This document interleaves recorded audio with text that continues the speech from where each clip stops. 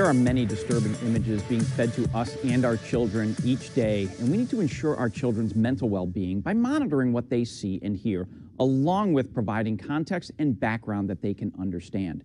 Ken Dolan-Del, author of Simple Habits of Exceptional but Not Perfect Parents, is a licensed marriage and family therapist and licensed clinical social worker, and he's here now to share his insight. Good morning.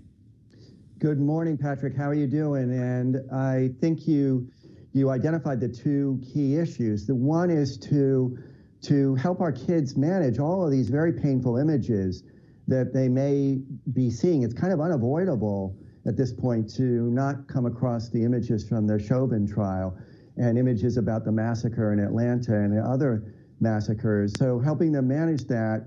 And also, for those who are not within communities that have been oppressed historically, for white people, white parents, to help our kids understand the history that brings us to this moment where things like the Chauvin trial and the massacre in Atlanta are happening.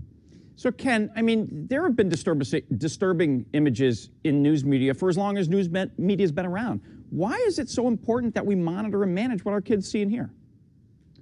Well, I don't think we can monitor it completely. But I think that there is such a drenching of images these days. It used to be when I was growing up, you could change the channel, but that's not the case anymore because of all of the online content and kids can get a hold of images through all the various technologies that are available to us today. And that is both a good thing and a really challenging thing at the same time. Do you agree? Absolutely. So I got to ask you, Ken, what have we as parents learned over the years that kind of helps us through this process? Well, I think we've learned that we should be paying attention. We should be watching with our kids when they're watching content on the TV. We should be monitoring how much time they have on the phone and what they're viewing on the phone and on the computer. As children grow older, it's important to give them more of their own autonomy with this. But we should also now be having conversations. You know, Black families will talk about, and you've heard this, of course, the talk, where it's essential for parents to talk with their kids about if you have an encounter with the police, you should be polite. You should be calm. You should keep your hands visible, not make any erratic moves. We should be helping all children understand that this history, this current problem that African-American parents have to deal with in teaching their kids how to be safe in our world, there's a corollary to that. And that means that white parents, we can be talking with our kids about the history that brings us here, the history of slavery, the history of Jim Crow, the disproportionate violence against unarmed people of color in encounters with the police, and how important it is to know that and to be an ally. We can talk about what that means to be an ally. You know, Ken, I remember when I was younger, and you may have heard the same thing. We always heard the phrase, you know, deal with it. You know, it's different nowadays. Why are people so emotionally fragile nowadays versus like when we were kids? I don't think we're any more emotionally fragile. I think that we are inundated with uncensored content. And I also think, Patrick, that we're in a time that is so incredibly pressurized by the previous year pandemic where we've lost so very much. And so people are already under stress.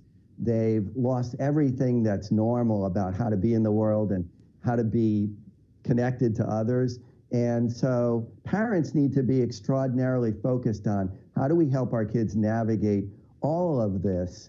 And again, in particular with the imagery that's become available through everybody having a video camera in their cell phone, it's a great thing, but it's also exposing all of us to the trauma that exists too much in our world.